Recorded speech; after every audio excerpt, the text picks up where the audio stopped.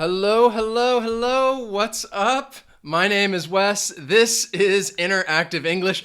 In case this happens to be your first time here, what we do here at this channel, we are all about helping you guys practice and improve your English skills. And today, all right, today we have a fun little Q&A, and I am going to take some questions from all of you, all right? So I just want to say hello to everybody who's in the chat right now. Hello, Miriam, Murtaza, Ashnul, Pedro, Sandy, hello, Rahim, Angel, Brian, Aligir, Oscar. I'm sorry if I missed some names. I will have some questions for you guys, and I will try to give as many shout outs as I can. So many people are like, say my name, say hello. We try to say hello to all of you. So today, I mentioned we are going to do a fun little Q&A, an English lesson, a live Q&A, and I will take some questions from all of you guys here. But first, before we jump into that, I do want to go over two other special questions. This comes from our Patreon community. So I always ask some of our patrons to send us some of your questions, and we will try and answer. And I'll put together some slides. So I want to go over those quickly first. So today's questions come from Danny, and Danny asked the first one. I mixed up the order of these questions. So the first one is asking about the difference between run out and sold out, if there is any difference, because he says he's heard we're sold out, the tickets are sold out. Other examples like you run out of cheese, running out of cheese in the fridge. So let's look at those first, because this is a great question. Because phrasal verbs can be tricky. So you have run out and sell out. Both of them are phrasal verbs, but notice the difference. When you run out of something, think of it like there's a supply of something and it's being used up. So a supply, you could say, for example, your battery, your battery's running out. That's a common thing you might hear somebody say, like, my battery's running out. It means that the supply of energy is you're losing it. You are using it up. It's running out. Sell out, all right? So it's a supply of goods. That's the key word here, goods that are being used up. So run out is just something. Could be goods, it could be something else. Sell out, you're talking about goods, and that's why I put that dollar sign there, because think of it like money. You're talking about something you buy or something that you purchase when you're selling out of something. So let's look at some more examples, okay? So let's talk about them in the past, because when we talk about ran out and sold out, we're talking about they're both being used in the past tense and means it's finished, all right? It's done. It's over. There's no more. Now, these phrasal verbs are synonyms. They're interchangeable when you're talking about something is no longer available to buy. So, for example, the store ran out of eggs. I could just say the store sold out of eggs. So you're talking about something that you can buy, eggs. And the concert sold out in record time. There are no more tickets available to buy, so you could say the concert sold out. Now, I will give you that slight little nuance down there, which again is showing you that there might be a little bit of a difference. And that difference is, to me, and some people maybe they disagree with this, but to me, ran out. Sometimes it implies that more may be available later on. And that's why I would say when you're talking about tickets to an event, when you're talking about an event, I think it's much more common to use sell out in the present tense or sold out. So when you're talking about an event with tickets, I think that's more common to use sold out, simply because, once you're done selling tickets, then there's no more to buy. You can't get more. But if you're talking about a store, maybe some shoes, and the shoe store says, we ran out of these shoes, then it kind of implies, well, maybe later on in the future, they will get more, and more will be available to buy. So I think that is one difference when talking about goods and products that run out and sold out can differ a little. But in those cases, most of the time they would be interchangeable. Now, let's look at this part right here. Let's talk about when it's happening, all right? Something is running out, something is selling out. And the difference. So look at those first two sentences. Those would be interchangeable. We're running out of inventory. If you don't know what inventory is, it's talking about, again, goods that you would store, and you have these goods. That is your inventory, and you're running out. The supply is getting lower, all right? Or you're selling out of inventory. People are buying them. You are using it up. I'm trying to give you these motions with my hand, but you can't see it. It's cut off. The next one, okay, so again, here, this is good. One is good, one's bad. So run out. The restaurant is running out of cheese. So in that example, like you're talking about, the supply is going down, all right? You are using it up. You would not say the restaurant is selling out of cheese. It's very awkward. I'd understand that. It's awkward. The reason I say it's awkward is because, like I said, when you're talking, you would use sell out when talking about something you buy. Now, when you go to a restaurant, you are not just buying just cheese. You're not buying only the cheese. Usually that cheese is going to come on a sandwich, or it's going to come with some meal. So it's a part of the meal, and therefore you would say, oh, we are running out of this supply. We're running out of cheese. All right, so selling out, again, think of a product, something that you would actually be able to buy or purchase. Time, that is another good one. You talk about running out of time, and you don't have time left. You're like, gosh, I'm running out of time. You cannot sell out of time because that is not something it's not a product or a service that you would buy and pay money for. So those are some of the differences between run out and sell out. Great question.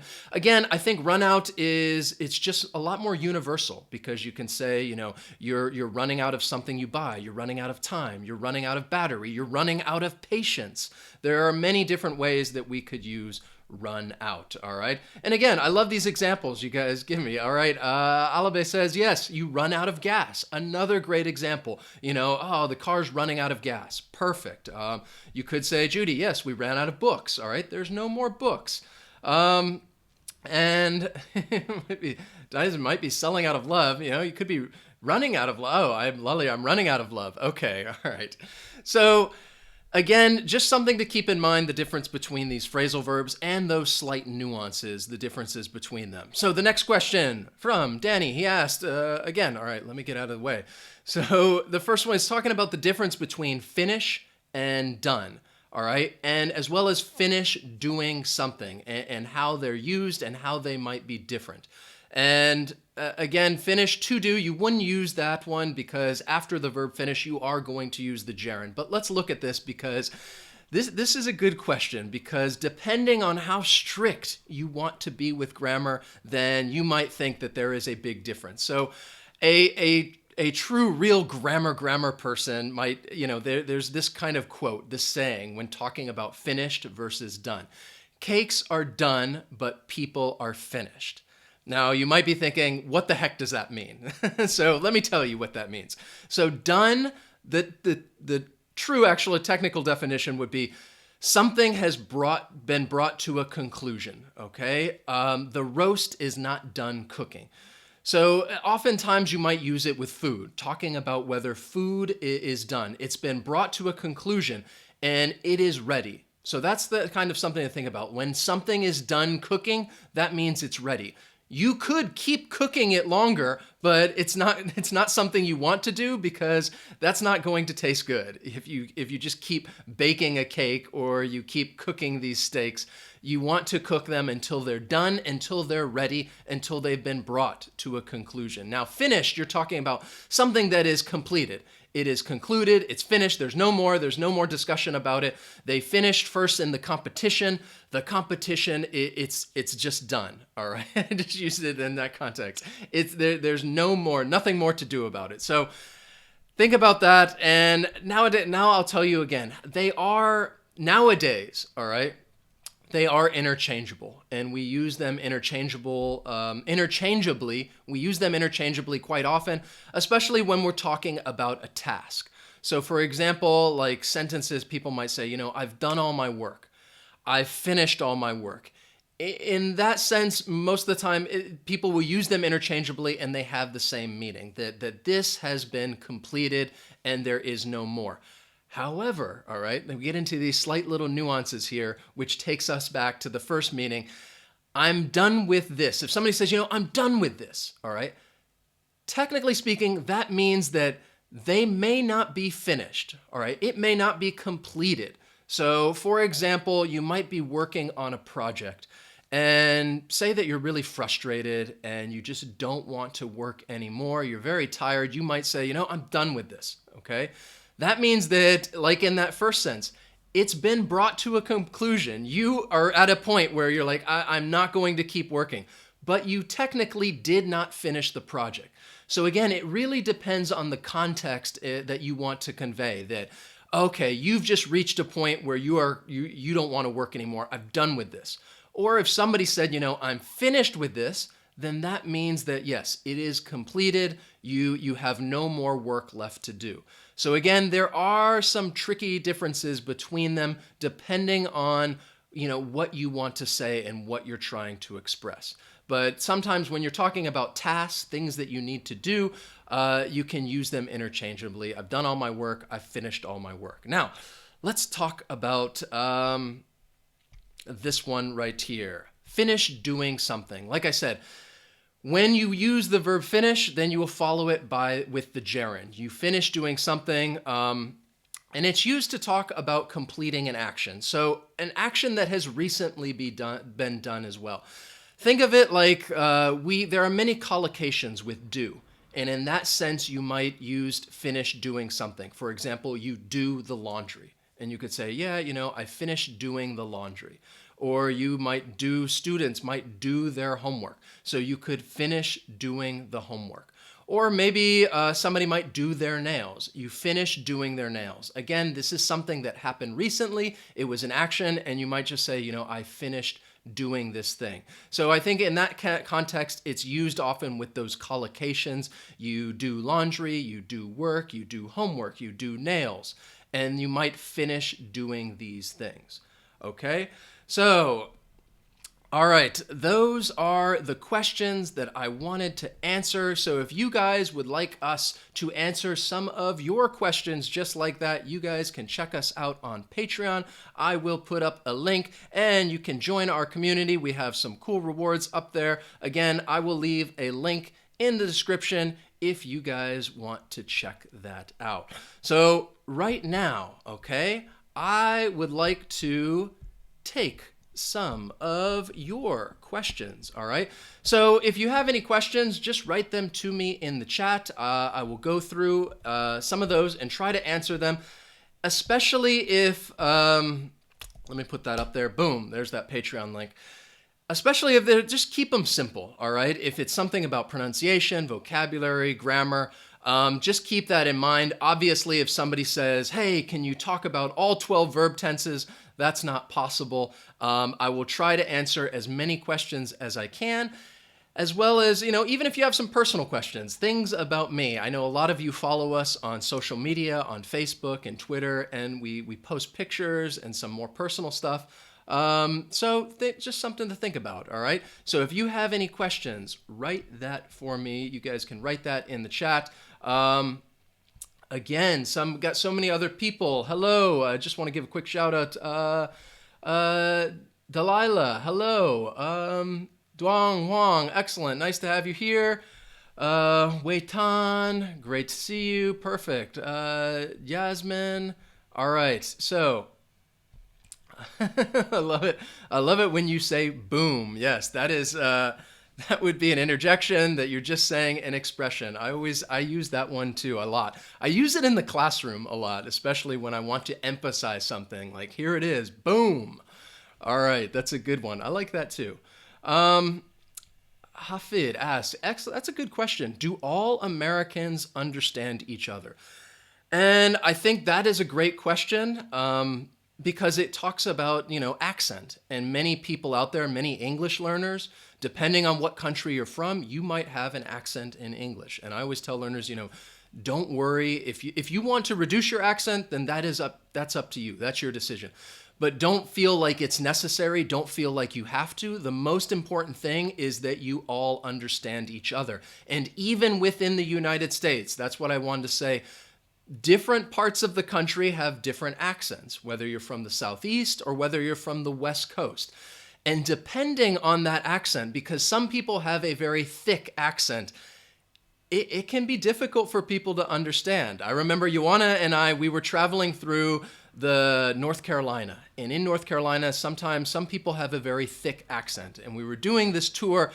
And then after the tour, the guy who worked there basically said to us, he's like, y'all hee-haw tour.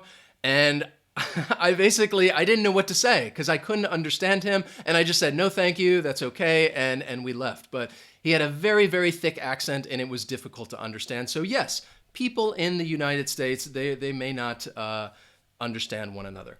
So let's see. Is your accent American? Yeah, I think I have. If I had to classify my accent, Yasmin, I'd say it is a standard American accent. I do speak a bit slower because I've been teaching English for about 15 years. So therefore, I think my speech has just developed based on that because I've slowed down my speech when I'm in the classroom. I try to speak clearly because, again, I want students to understand me. And it also, I've taught many different levels. So I have taught very, very, very beginners, pre-literate students, which means you do have to speak very clearly. You have to speak very slowly. So again, I think I have a standard American accent, but I speak a lot slower than I think other Americans or native English speakers would speak. So say my name, Noel, 2011, what's up? All right. What else? What's the difference between bother and bore? Well, to bother someone is basically to annoy someone, annoy somebody. So bother, annoy, those are synonyms. To bore a person would be, again, think of the word boring, the adjective. Something is boring. So to bore someone means some activity's happening and that you might bore them. All right. I hope I am not boring all of you right now. You guys ask some questions. Alexander, I really like your speech. Thank you, Alexander. Let's see. Are British and American idioms the same? No. They are not. I think that there are some idioms that are used in both countries. For example, like an idiom that I think many people know about that is very universal. If you say something is a piece of cake. Piece of cake means it's very easy. You might hear that in British English. You might hear that in American English.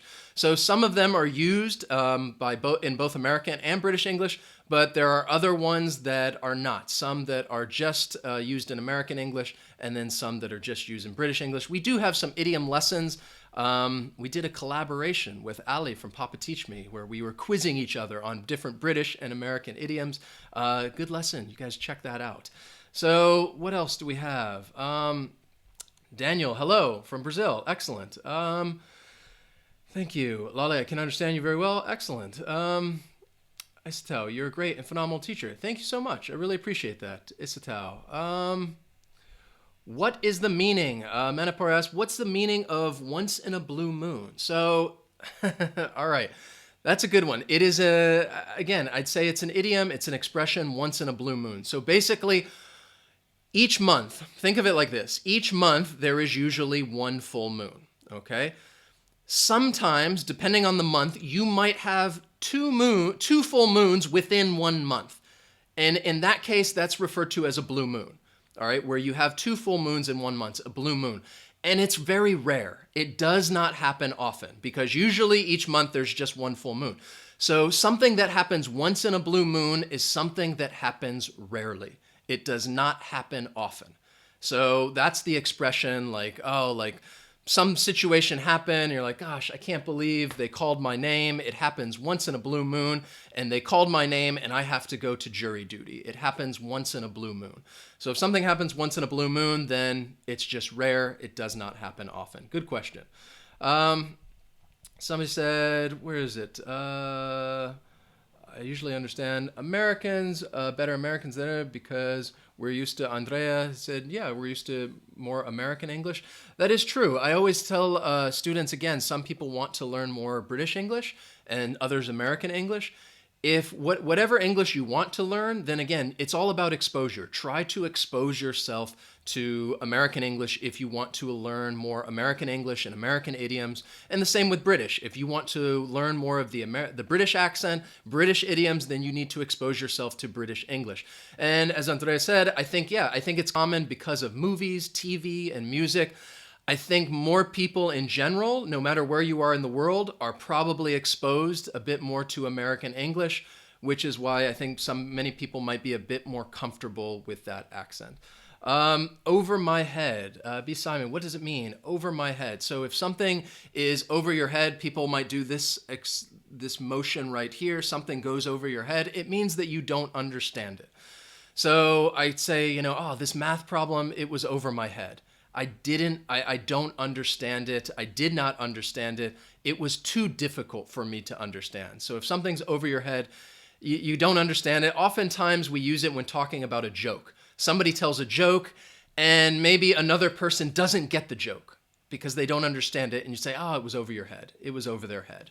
Another good idiom. Be Happy says, channel is precious to me. Thank you. Excellent. Well, it's honestly, this is the community that we have here, like doing these lessons with you guys is just so awesome to think that we have made this connection with all of you from, everybody is from all over the world. And it's for Yuan and I, it is very meaningful to get your comments, to have you guys participate in these lessons.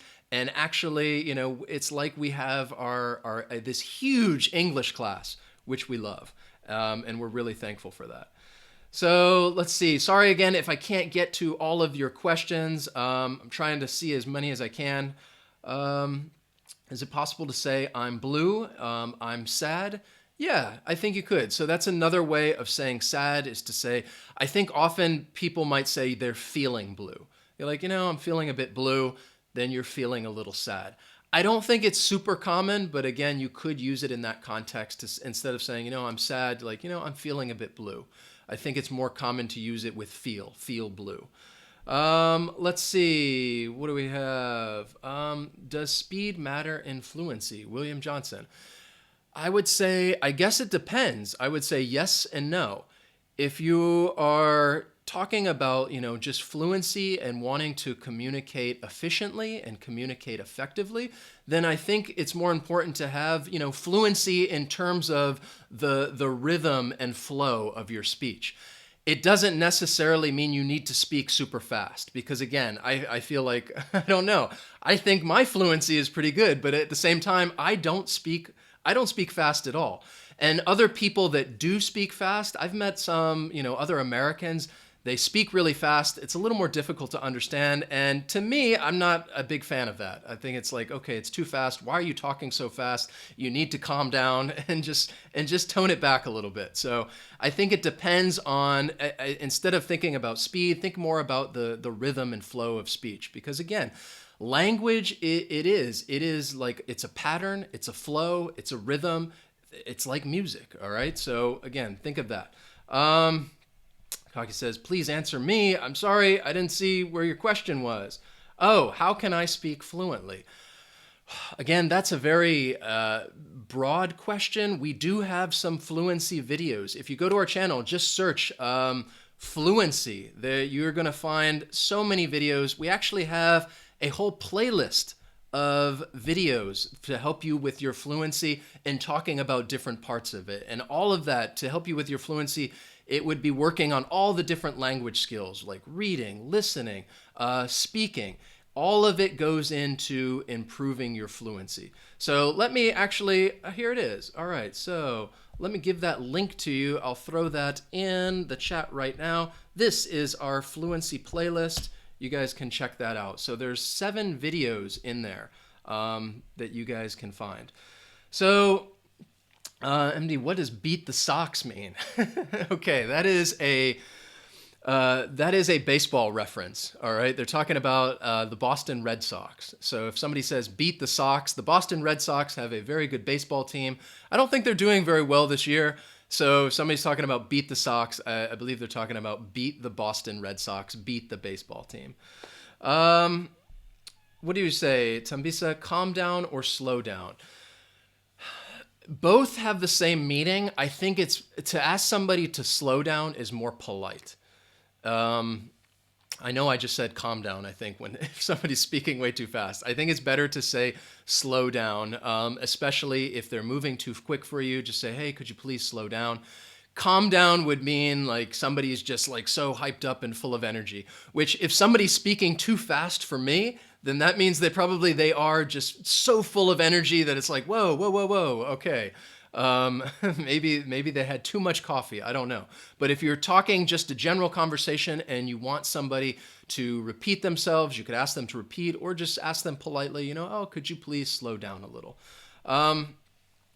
What is the difference? Daniel asked, what's the difference between figure out and find you? I'm not really sure what find you, but to figure something out is just to solve something. So you can figure out the problem and you can solve the problem. So in that context, you just want to solve it. Let's see. Who do we have? As well as to, as well and to have the same meaning. No, it depends. Like, again, if you're using it as an adverb, like something is, I think of to, T-O-O, mostly be talking about to a degree of something. It's too hot. It's too difficult. If I'm talking about as well as, I'm thinking as well, kind of as, I don't know if you said as well as, I lost it in the chat there, but like kind of a conjunction, something as well as this thing. What about, hello, Layla. Hello, how are you? Good to see you. So idiom and slang. This is something, I think it's useful to learn idioms and slang, especially when it comes to listening. I don't think, like, when I've been teaching students, I know we've done some slang lessons and they've been overwhelmingly popular and people love those.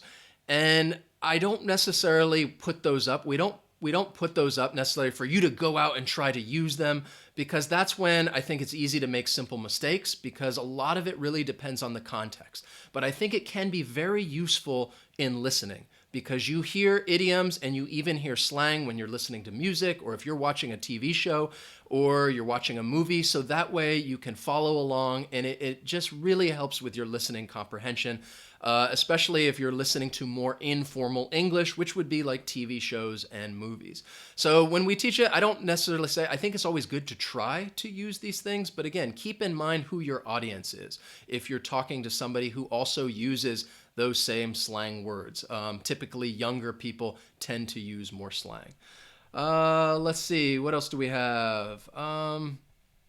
Again, wow, it just keeps going. Sorry again if I can't see some of you guys. What is the second international language to learn? Is it French? Again, I don't know. That would be up to, I think, where you guys are and where you're at, wherever you live, what language might be most important to you. I feel like in the United States, for people there, obviously the native language, English, I think most people want to learn Spanish. Probably Spanish and French and even Mandarin, I think, are becoming more popular nowadays. Those are the big languages, at least in the United States. I think it probably differs from country to country. Let's see. Hi, Salma. How are you? Let's see. What else do you guys have? Brian asked, what's the difference between overwhelm and overcome? So I think overwhelmed is that it's just too much going on. And again, that case, you would use it as an ing adjective, overwhelming. Something is overwhelming, or as an ed adjective, you feel overwhelmed.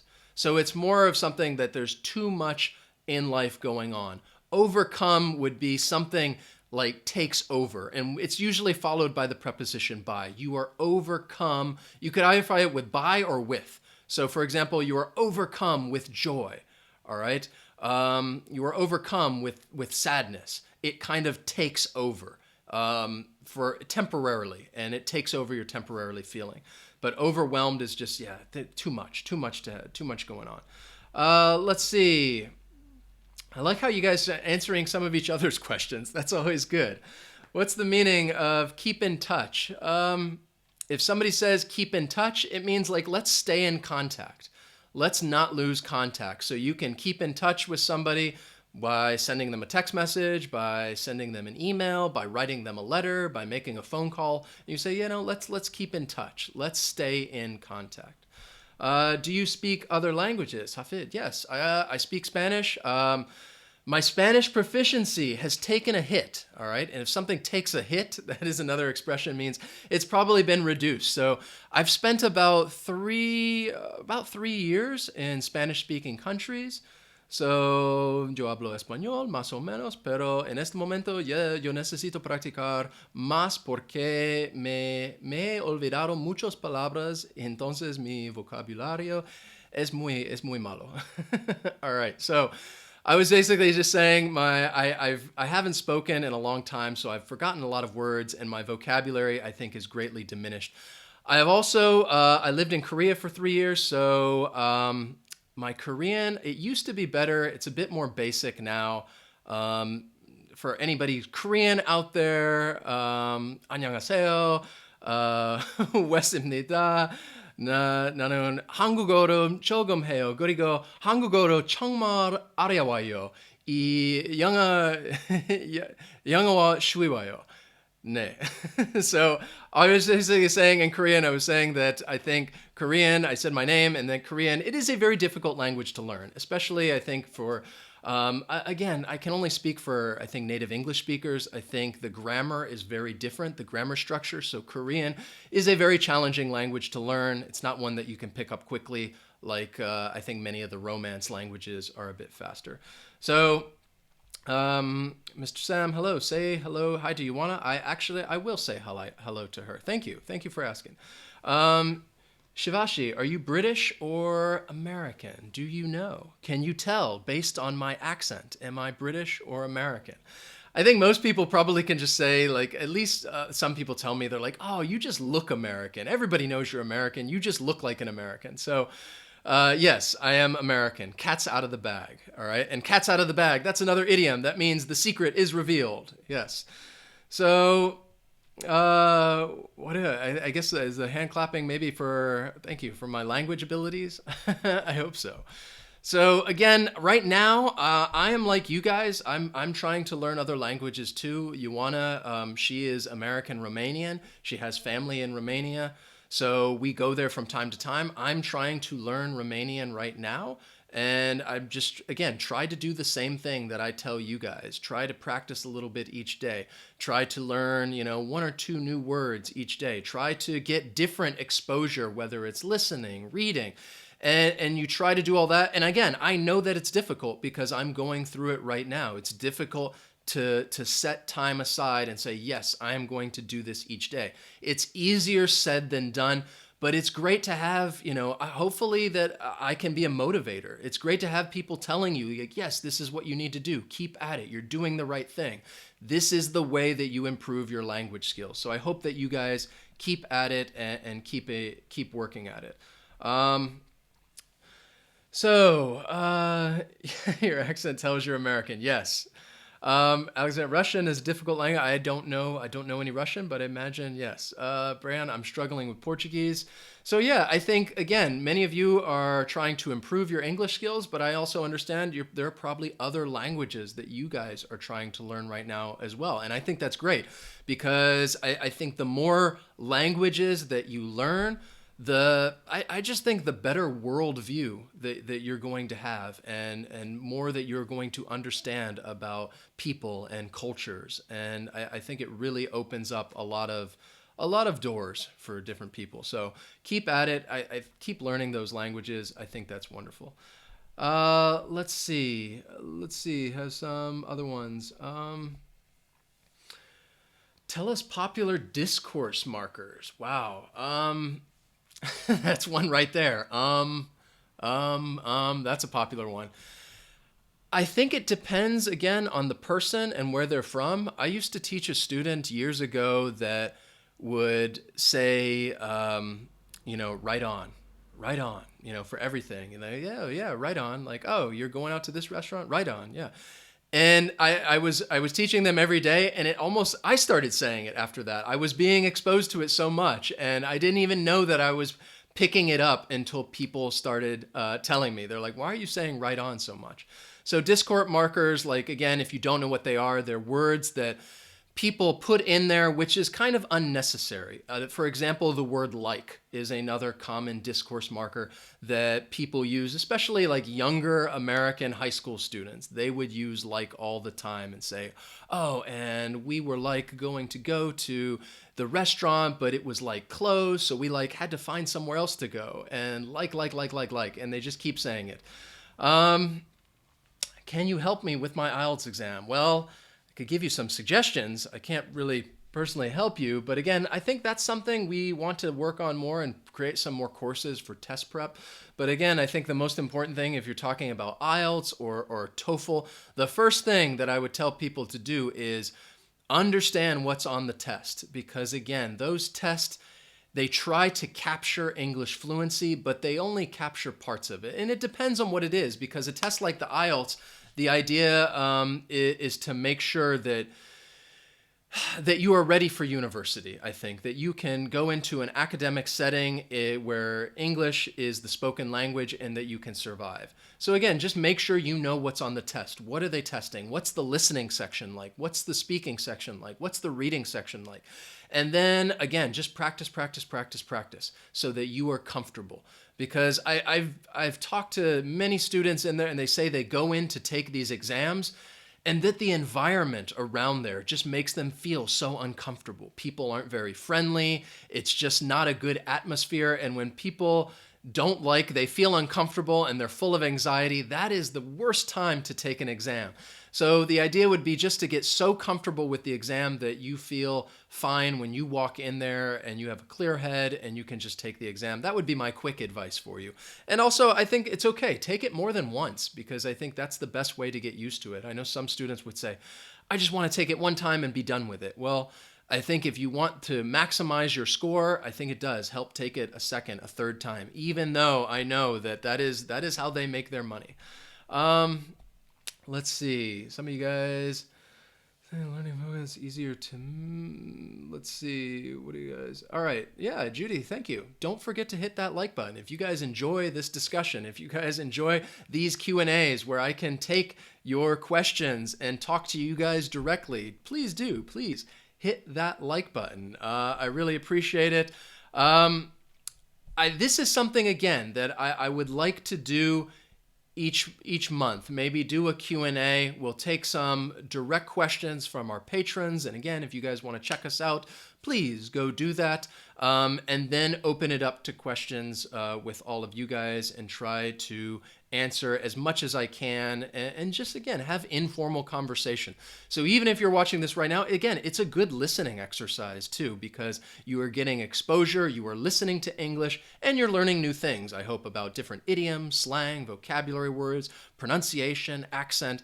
This is all great information. It is a great way to practice. The other thing I wanted to tell you guys too, if you guys want to connect with us via email, please subscribe right here, all right? Check that out. Boom, there it is. I had to throw in another boom again. So check that out.